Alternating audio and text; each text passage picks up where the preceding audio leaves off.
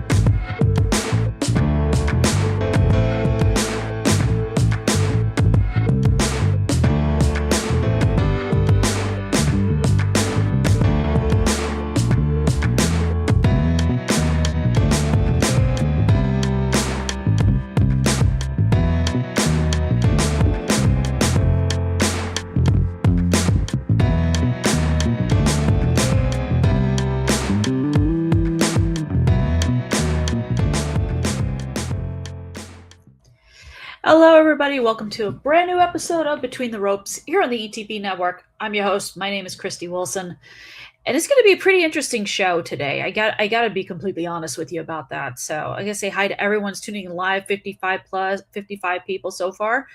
It probably will get higher. It is getting higher. Oh my God! But let's take care of some business here.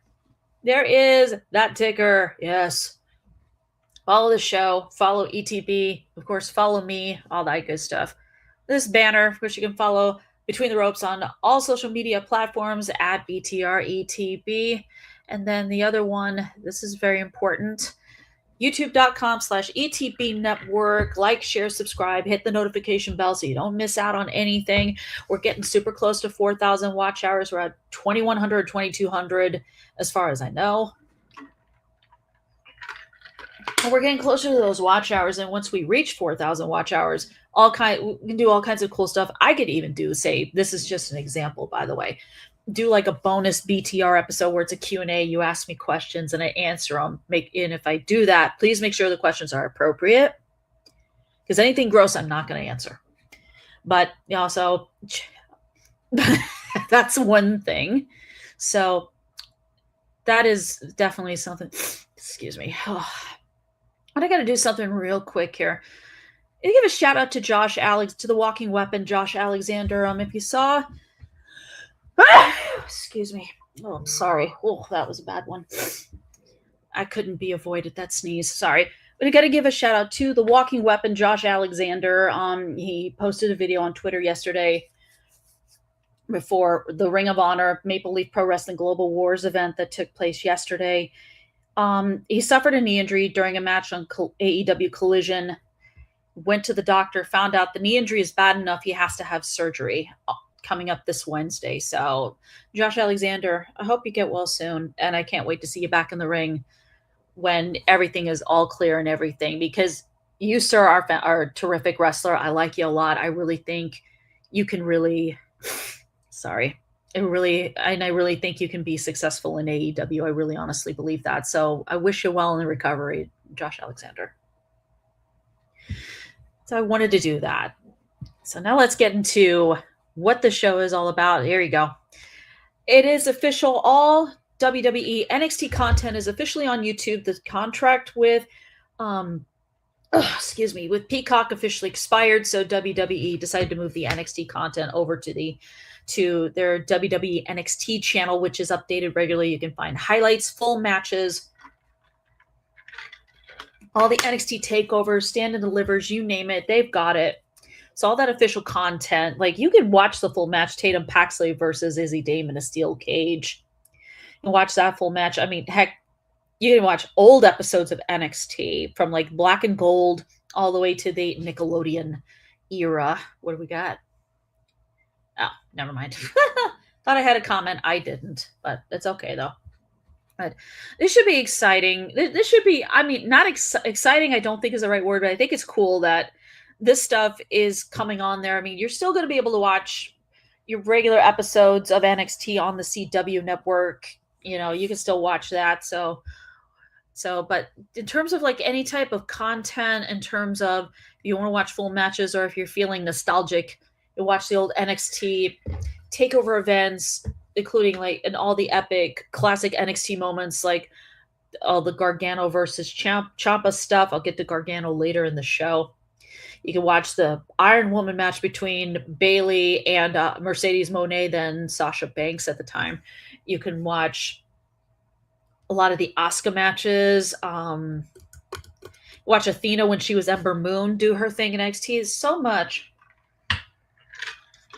you can check out through the WWE NXT channel on YouTube, so you can check all that out. Of course, Stand and Deliver going to be April 4th on YouTube's I think that's the main WWE channel, so that's where I think you'll get that, and I will be previewing that event in I think a week or so. I'm so bad with remembering dates. Sometimes, yeah, next week is when I'll be previewing Stand and Deliver. Now, we know all the buzz that was created by Ronda Rousey showing up at Revolution, and people were thinking, oh my God, did she get signed to AEW? Well, no. Despite the waves that she created by simply showing up on the promotion that her longtime friend Marina Shafir is a part of, this is possibly a one-off appearance based on reports. Sean Ross Sapp reporting that there were internal sources in the company saying it's just a one-off. There was nothing, like, we don't know what people were getting super hyped about. And then some videos ended up popping up where Ronda Rousey admitted that, there was kind of her giving this to TKO because she's had beef with TKO. Even when she was in WWE, she had beef with that company. And then, sorry, my nose is bugging me a little bit. I do apologize for all the sniffling and everything. But not as big a deal as we thought. It was her telling TKO to fuck off or just say fuck you. And also support her friend Marina Shafir. I'm sure Ronda was also friends with Jon Moxley when they were in WWE. So there's all that and everything. And we know about, Ronda's big fight with Gina Carano. I think, the full card for that event is on, check Twitter. I'm sure MVP Promotions, Jake Paul's company, has a Twitter account. You can check all that stuff out. So that's pretty much the gist of it, really. I mean, do I believe it's a one-off? Yeah, I do, because if you heard the crowd's reaction, Ronda Rousey just taking off her jacket in the ring, they really did not want her there. LA did not want her there. So, enough of that. Another big story coming up here is, Triller TV, which I read is on the verge of filing for bankruptcy. Sorry, that didn't come out right. Oops. Is possibly going to be purchased by a company called Orange Crush, owned by some guy whose name I've never heard of, named Adam Abdalla. If I got his last name mispronounced, I'm probably, I don't know. I do apologize. But Orange Crush, I don't know much about this company. This was actually the first time I'd actually heard of it. So it's really, honestly, blew my mind. I was like, wait, Triller TV's in trouble? Is that's where I would get, that's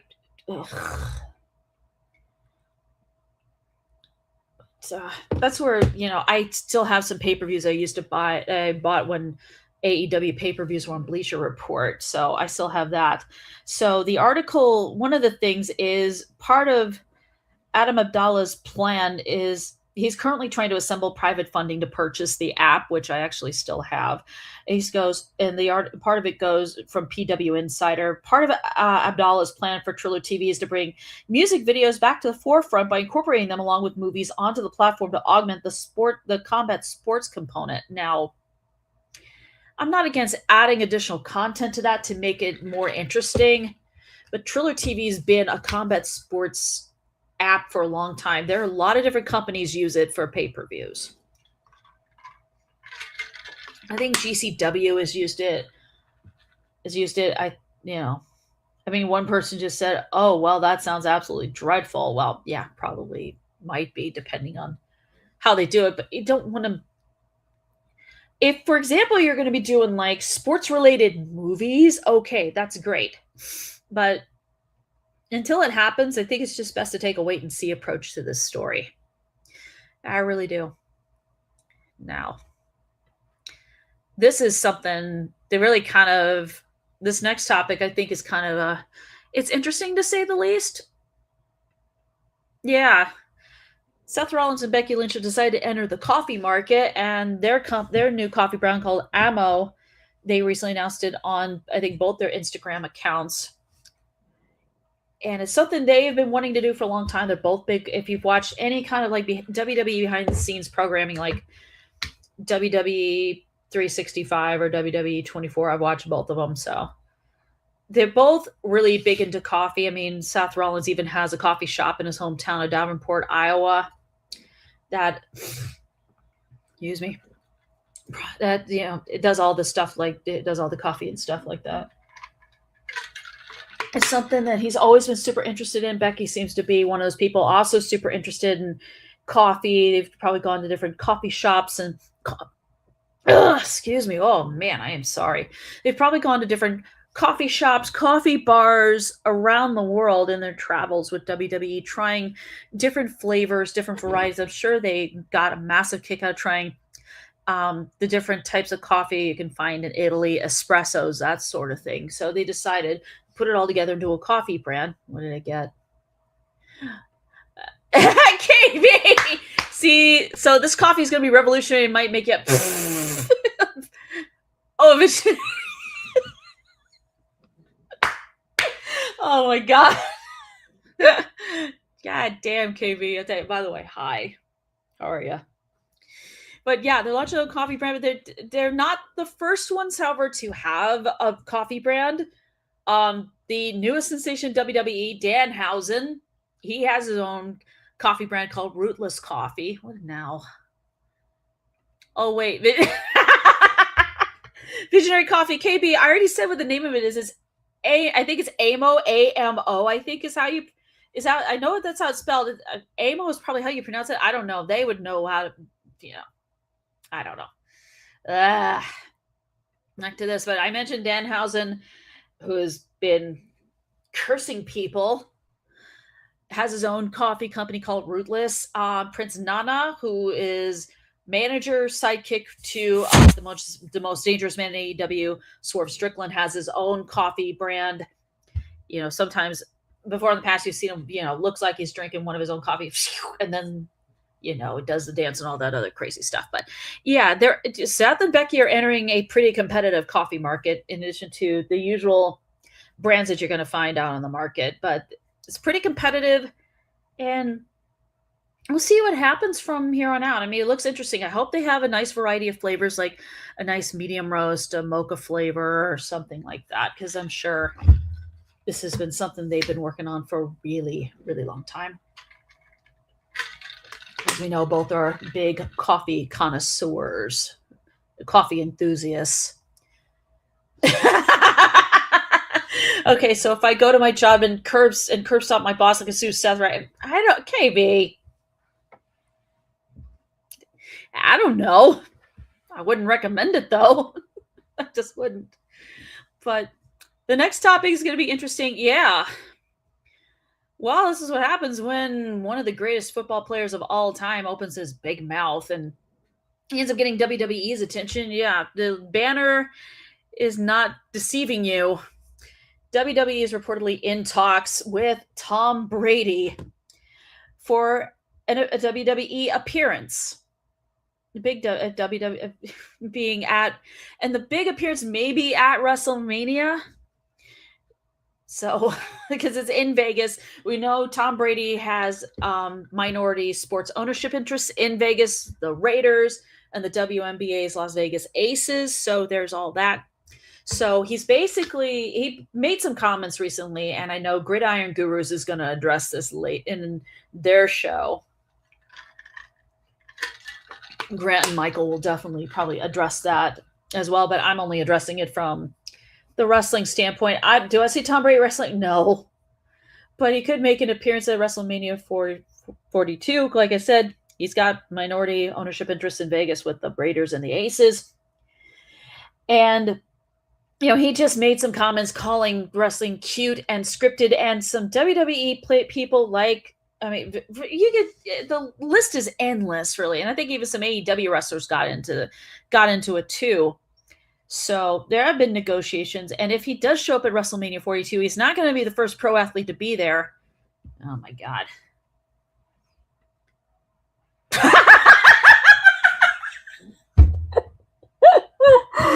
I love you, KB.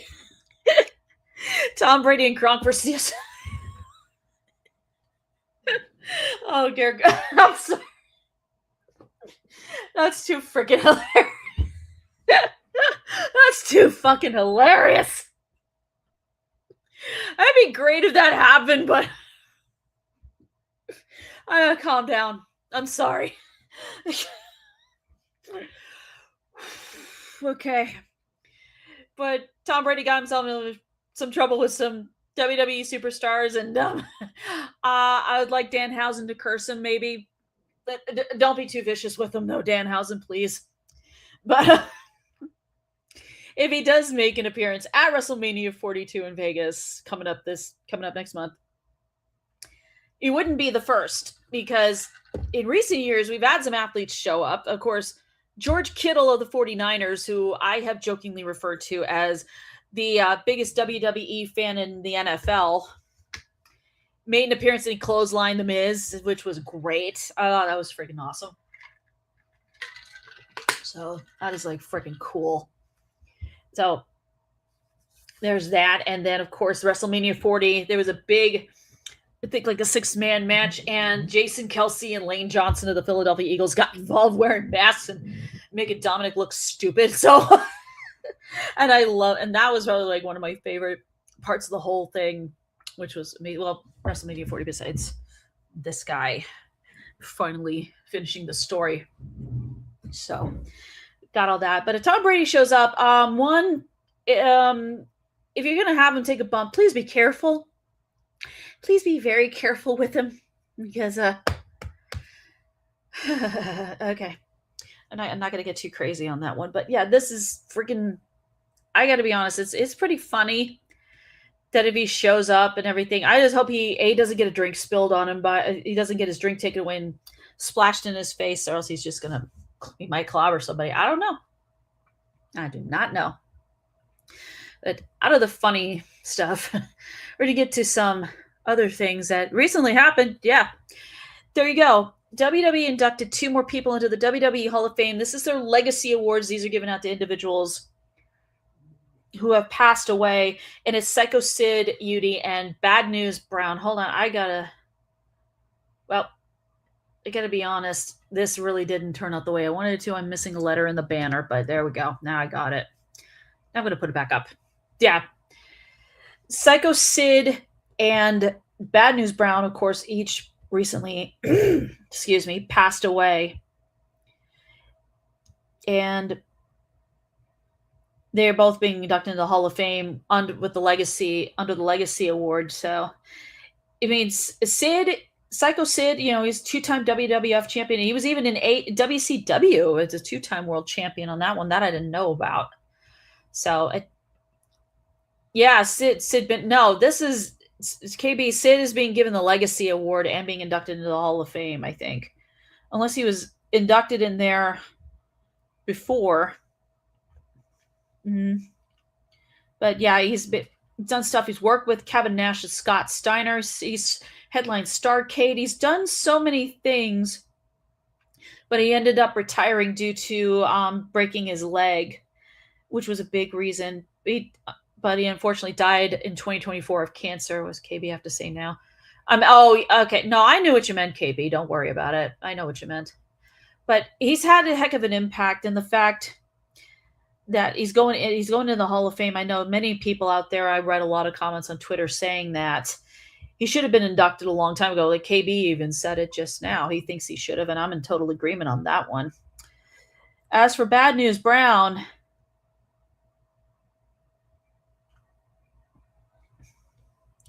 yeah, this was one of those people. He passed away in 2007. And obviously, I'm sure a lot of people who remember him in particular from, him going to the WWE, New Japan, and even Stampede Wrestling. So he's had a definite impact on wrestling. He was even in the Olympics in judo, if you can believe that. 1976, winning a bronze judo competition, winning a bronze medal in the 76 Olympics, and then it led to him going to wrestling. So he's kind of like, definitely inspiration for probably a lot of people who have believe it. What do I feel is really stupid. So, but he's had a really terrific. I mean, both these guys have definitely made impacts in pro wrestling, amongst other things.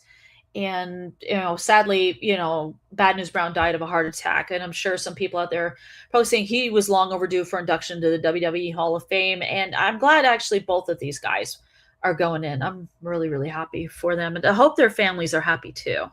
I really do. So they're going to be joining, of course, AJ Styles, Stephanie McMahon, Demolition, and Dennis Rodman. I know eventually maybe a female wrestler might get in there. I don't know. Well, we'll find out because they got more time.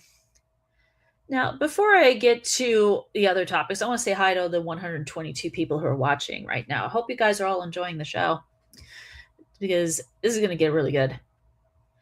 The next big one, WWE Unreal, despite criticisms I've heard from some people and some people telling me, oh, you're not missing out on anything. Well, guess what? They've been nominated for 3 sports Emmys, which is very shocking because some people are saying, like, well, WWE is not a sport. It's sports entertainment. Well,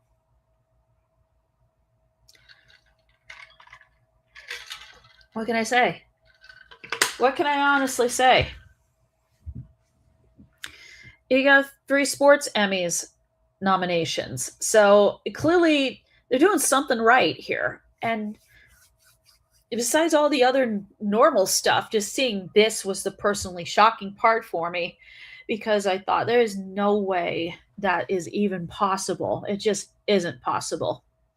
But it's been nominated in 3 categories. One is Outstanding Sports Documentary Series, Serialized, Outstanding Sports Editing, Long Form, and then Outstanding Sports Graphic Design Specialty. So, shit. That's honestly surprising. I mean, this was one of those things I just did not think was even possible. Like, what?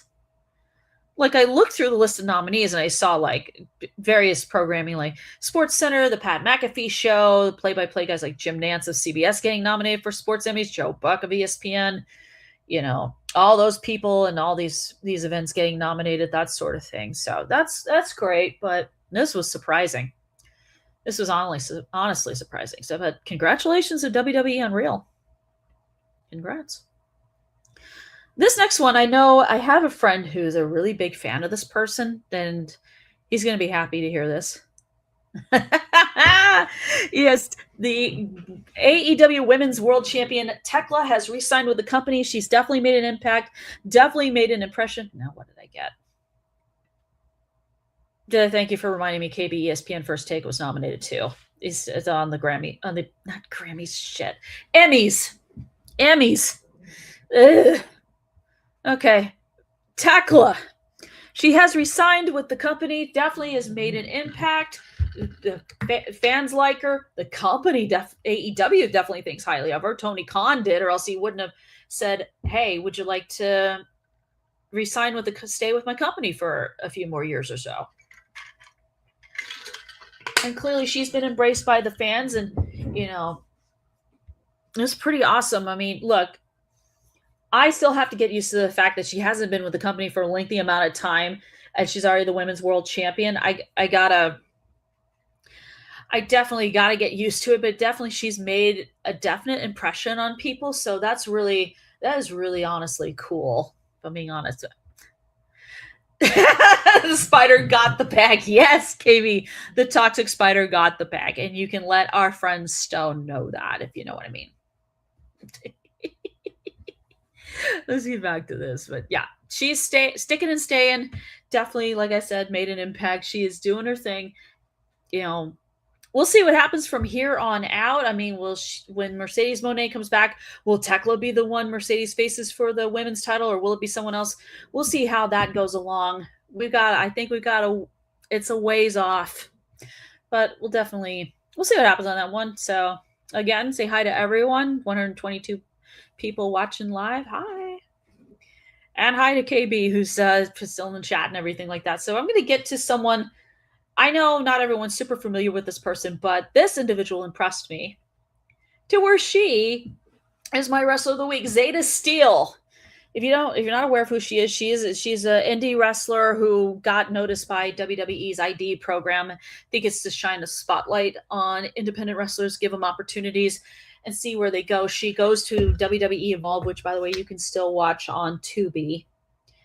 She was part of the faction, the Vanity Project, but clearly something happened. She left WWE, decided to bet on herself. Very smart, by the way.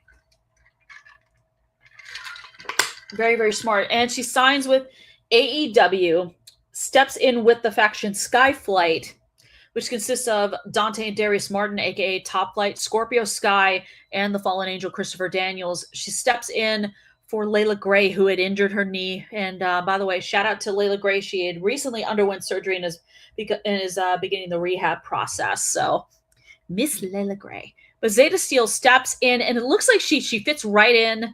She's been wrestling matches, and I think under someone who's an established veteran like Christopher Daniels, I think she is definitely good learning from him. And also Scorpio Sky is a vet.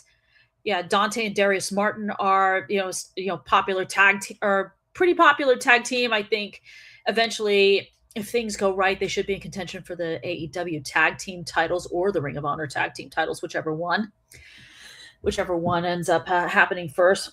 Oh, excuse me. But she's been doing her thing. Collision, Ring of Honor, had a 6-person mixed tag team match with the Death Riders.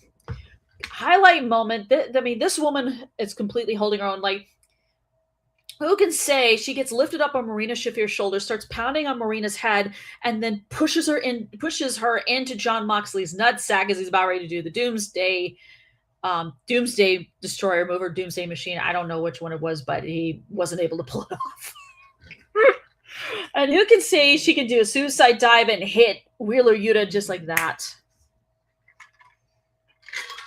I think Zeta's got incredible potential. She's definitely got potential in the ring, and definitely has star potential, definite star potential, star quality, whatever you want to call it.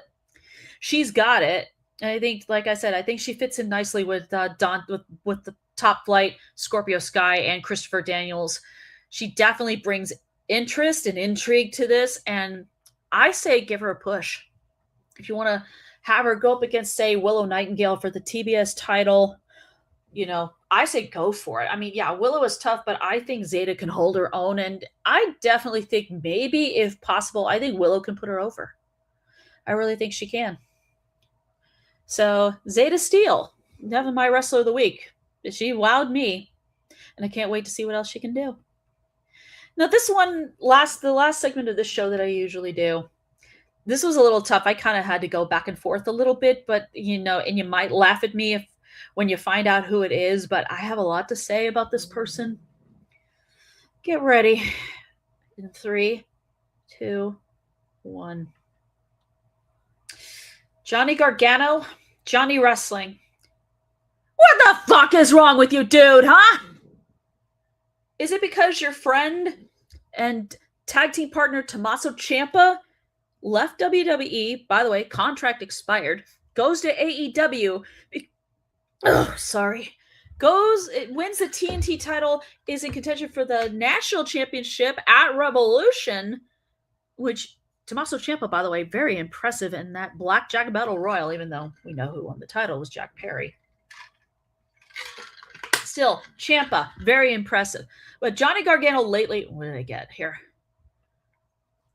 Hey, how are you? I hope you're enjoying the show. You get back to Mr. Gargano.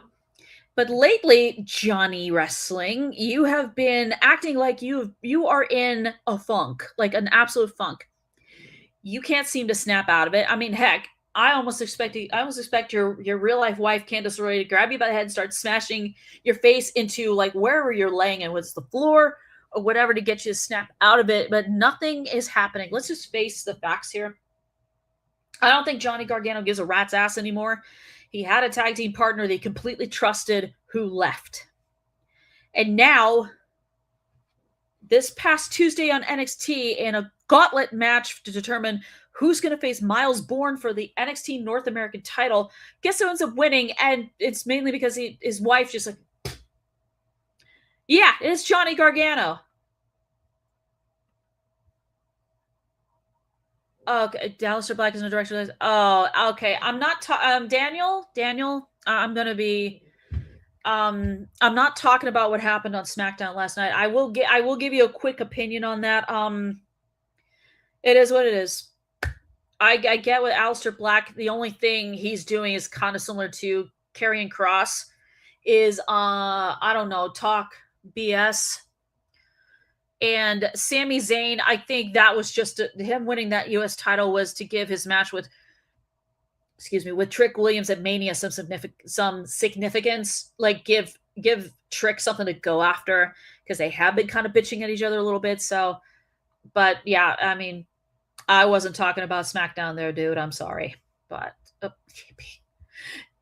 yes, thank you. Please leave. Johnny, I like you enormously. Yes, I do. You and Ciampa had one of NXT's greatest defining rivalries, one of the greatest of all time. I think if WWE had a list of the top 10 greatest rivalries in history, you guys would be right up there in the top 10. I don't know where you'd land, but it wouldn't matter. But let's face it, get over this fact. Ciampa is gone and doing nicely on his own. Okay? And you, sir, because you did not put in much effort in that gauntlet match, you are now facing Miles Bourne for that NXT North American title, a stand and deliver. Oh, boy. Okay, Daniel, I'm going to be very straight up honest with you. I had to do this before with someone else. I'm not talking about Aleister Black. I'm not talking about Sami Zayn versus Trick Williams at Mania. I'm also not going to give you a comment on Jey Uso. I'm not talking about SmackDown. I am talking about Johnny Gargano. So if you have an opinion about Johnny Gargano, let me know. Put a comment in about what you think about what's going on with Johnny Gargano, because I am not going to talk about what happened with SmackDown, and I'm not talking about Jey Uso either. So let's get back to this, because I really want to get this out. Johnny, you need to snap the fuck out of it. And, oh my God, dude. Oh, wait, no, KB. If Johnny was in North America, I will laugh, because, yes, they have nothing. Thank you, KB. They have absolutely nothing for him. Yes, he would win the North American title for the 4th time in his career, but he's going to have absolutely zero significance, and you're going to be degrading a championship. And I'm sure one of the reasons they wanted to crown Miles Bourne the champion was because he could elevate the championship. He could elevate it.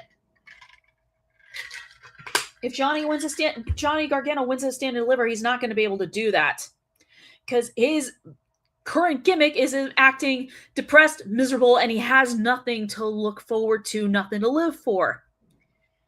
But yes, Johnny, you need to get the hell out of WWE. It's clearly nothing's working for you anymore. The company has nothing planned for you except haul your ass back to NXT and face Miles Bourne to stand and deliver, which, by the way, even though I'm going to preview Stand and Deliver next week, I'm going to give you my pick. I'm going to give you a prediction right now. This is the only pick I'm going to be making on this.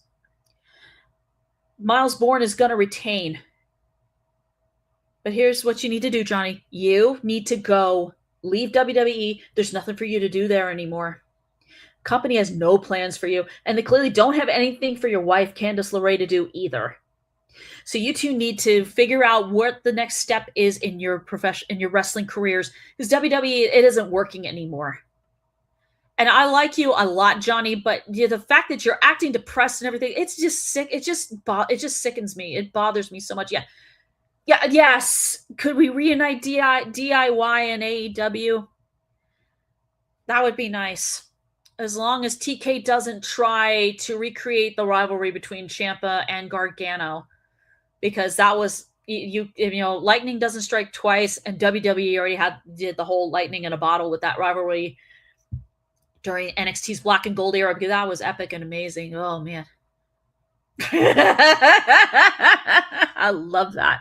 DIY versus FTR. I got another one for you, KB. How about DIY versus the Young Bucks? Huh? I like that. Would be something. Okay, I gotta get out of this whole thing. I need to take his comment down. Okay, I am sorry, but Johnny, please, for your sake, for your wife Candice LeRae's sake, and your son, get out of WWE, bro. Get out of there. Okay. I'm sorry I had to scold somebody for maybe the second week in a row, because I don't know what's going on anymore. I don't know. But there is your ticker. You can follow ETB. You can follow me. You can follow the show. I'm going to let it go all the way so at least you know what my Twitter handle is. So there you go. Okay, and also follow BTR on social media platforms, at BTR ETB, and the big one, of course, youtube.com/ETB network. Like I said at the beginning, like, share, subscribe, hit the notification bell so you don't miss anything. Check out our content. Check out Press Row. Check out ETB Lounge. Nick DiMartino is going to be doing his thing on that one. Gridiron Gurus. Press Row. Empty the Bench. You know? If you want college basketball stuff, check out Noteworthy in the NCAA. You're into betting and stuff like that, go to watch Unnecessary Waivers. Doing all that is definitely going to help contribute to the journey up to 4,000 watch hours. That way, this network, including myself, we can all do some really awesome stuff. So that is going to be it for today. Thank you, everyone. 128 people who are watching live. Thank you all so much. I greatly appreciate it. I really do. So all I got to say is thank you for watching, and I will see you folks next week. New episode of Between the Ropes. Bye.